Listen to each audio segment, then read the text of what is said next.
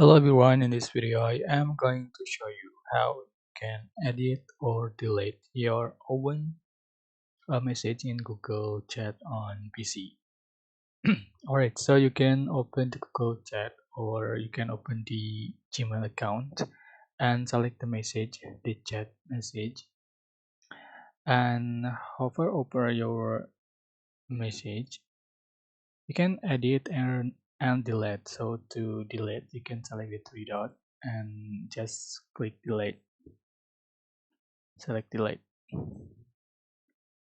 Alright, the message deleted. And if you want to edit, you can click the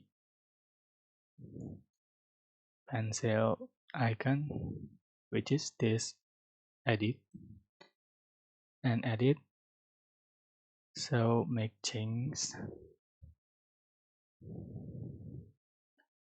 Um,